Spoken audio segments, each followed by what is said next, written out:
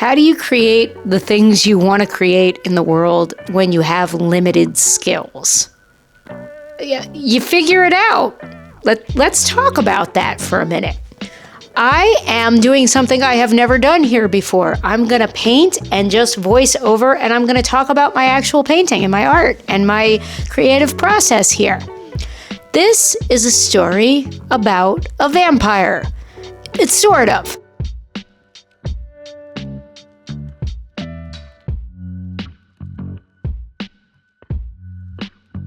What you don't see in this video is I spent hours and hours and hours staring at this canvas, thinking about it and measuring and trying to figure things out. I'm very nervous about trying to paint anything realistic or even like remotely realistic. If you watch me, you know I usually do like super abstract, colorful rainbow stuff.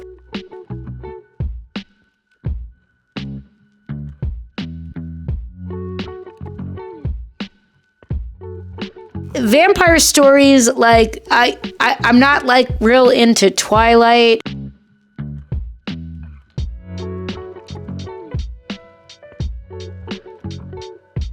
If you're into like vampire LARPing and that stuff, that's cool. But for me, the vampires begin and end. All vampire lore begins and ends with Bram Stoker.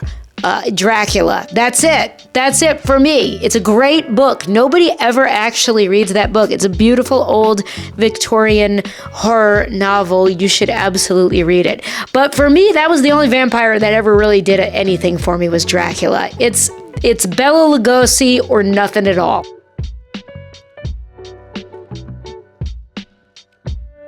I used several reference photos from the 1936 Universal Pictures version of Dracula, which is the best vampire movie ever made. Fight me in the comments. You should watch all the old Universal Pictures horror movies. They did The Wolfman, they did Frankenstein, and there was I think a mummy was in one. You should watch them. I'm so nervous right now. I have never made a video like this because, like, when I put art in my videos, I'm always talking about something else and the art is just there to be something to look at. I'm always afraid that my art is boring, and because I'm not super skilled, I don't have a lot of technique, and that nobody really wants to watch this. And that's a really silly thing to think, because I love watching other people's creative process. I love to see people of all skill levels figure out how to express things. I think most people really find that. I don't know. I think a lot of people would probably find this video boring, but a lot of people also wouldn't. And when I say I don't have a lot of skills, to be clear, that's not me having like a low self-esteem as an artist, and it's not like passive-aggressively fishing for a compliment either. It's just, I've been an artist for a long time. I've been around for a long time in general, and in terms of skills, I know what my skills are. I know where I stack up. And drawing realistically, and by realistically, I mean drawing something that you would recognize as something that came from the real world, is not a skill set I have ever developed. I think most people, I am really intimidated, I always have been, by learning how to draw properly. I struggle a lot with light sources and perspective. I think that's super common. I have found that, you know, my sort of neurodivergent clumsiness is not just a physical thing. It also sort of extends to, it's like I'm mentally clumsy.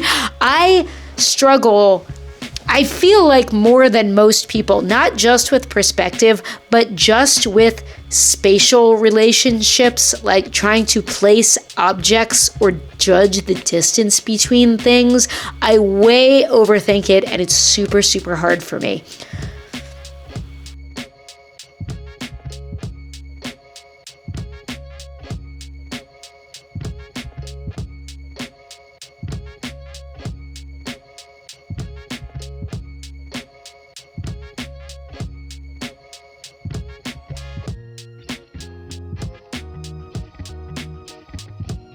See, sometimes it's wrong. When it's wrong, you just erase it. You just do it over.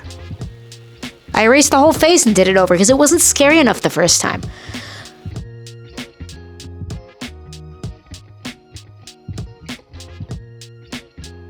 It's not that big a deal to have to start over if you do it wrong. I spent so much time. At this point in the painting, I was very happy with what I had done. I really liked the way this was looking, and I was very, very intimidated about going forward. I was really afraid I was going to screw it up. And I spent a lot of time measuring and checking reference photos, and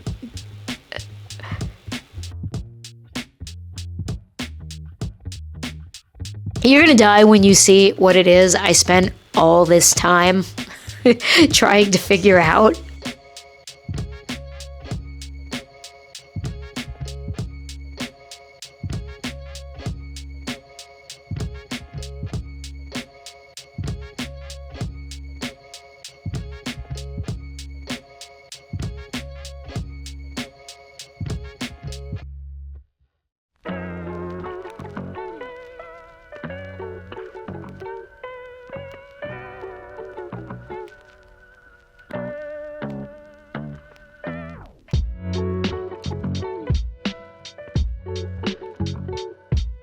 The fence post. That was what the epic struggle for an hour and a half was about, was putting one fence post in here.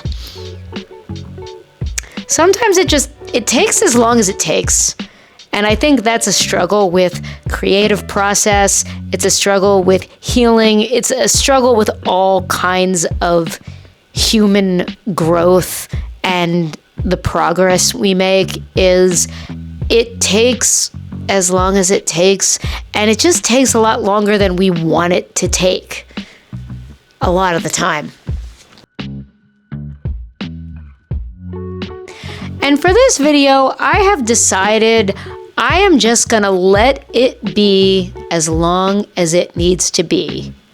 I am tired of obsessively making all my videos as short as possible because I am afraid that people are going to get bored.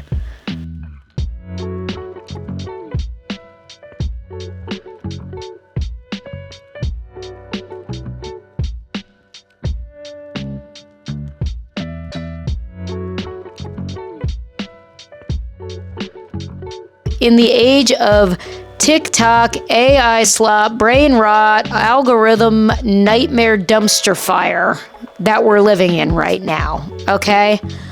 I love me a long form video. I love me a video that is just a little longer than it needs to be.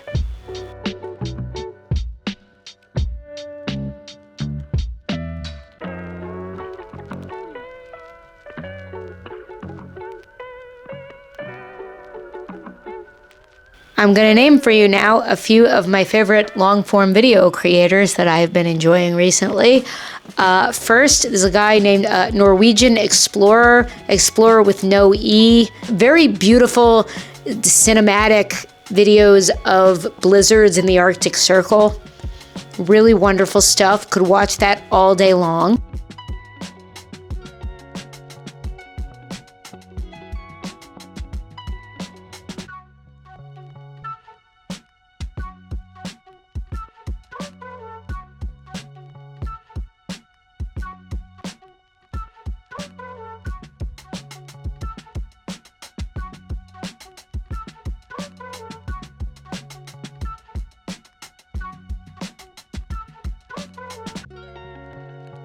This damn light bulb, can I just tell you, I had such a hard time with that light bulb. I had to leave it and come back to it later. I was so upset with myself for not being able to draw a light bulb. How hard is that? But other long form people I really like. Eddie Burback. He's great. He just made the best video I have seen so far about AI psychosis. You need to go watch it. Oh, what? You're gonna make the light bulb again? That's not what a light bulb looks like. It's not as bad as I'm rewatching the video as it looked to me in person when I was doing it. Oh, and my all-time favorite my all-time favorite long-form video creator ever, Garrett Watts, makes 2-hour videos about going to haunted places. I love his videos so much. They are so much longer than they need to be, and I just appreciate the craft that goes into stuff like that. Oh, the humanity!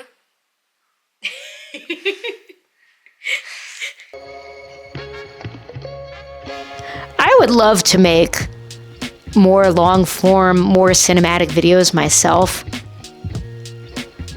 So here's my solution for the light bulb. You see that tiny piece of paper?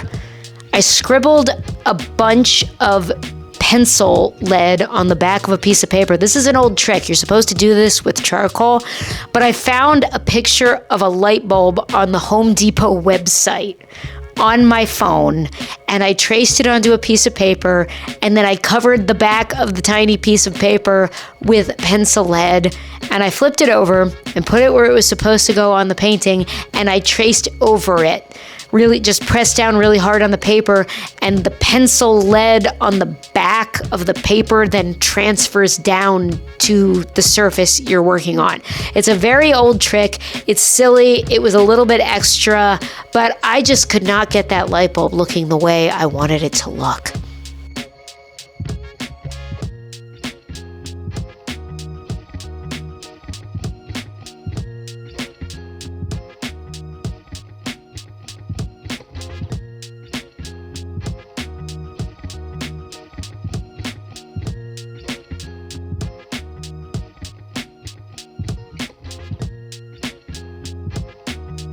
I really want to work on my cinematography skills. In 2026, I really want to start making prettier, cleaner, clearer videos and just things that are really visually exciting, because that's the kind of stuff I love watching.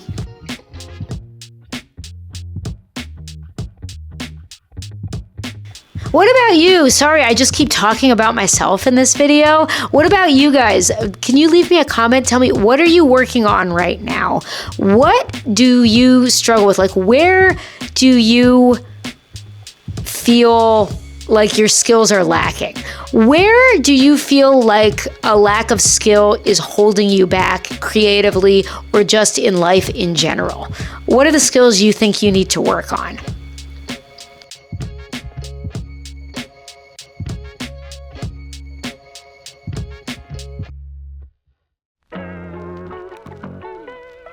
And also, just for me, it's just kind of picking creative direction and just trying to figure out what kind of content people actually want to watch.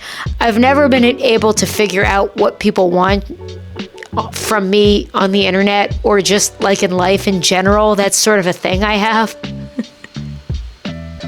But like the light bulb thing is a really good example. This is what the point I was making with that. Creativity is not about having like the best skills and making sure you have the best skills so you can express yourself perfectly. At least not all the time. Like, creativity is about getting your point across with the skills you have. And if your skills are not good enough to do exactly what you want to do, you got to figure it out. Like that kind of problem solving is what the creativity really is about. By the way, the light source on the tombstones that I'm putting in here is extremely important to the painting, because though they feel to me emotionally like they are separate, they are in separate universes. The graveyard and the city are in fact in the same time-space reality.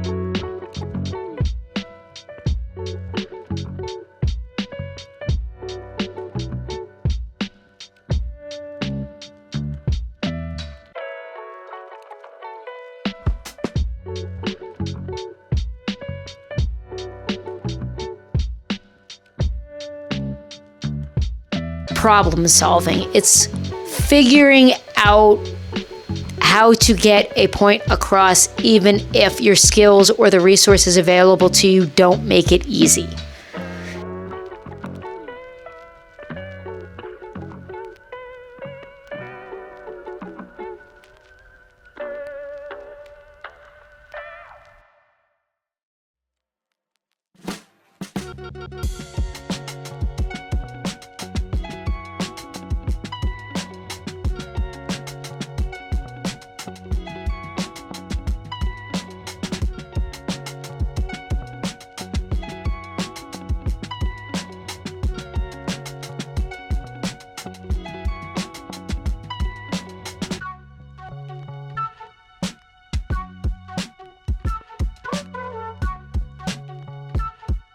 The bird was only like mild struggle. I just looked at a lot of pictures and kind of figured it out. It's okay. I'm not worried about things not looking good or not looking realistic in my artwork. I'm trying to say what I have to say. Like, can you tell that it's supposed to be a bird? Good. Mission accomplished. I did my job. Here it is.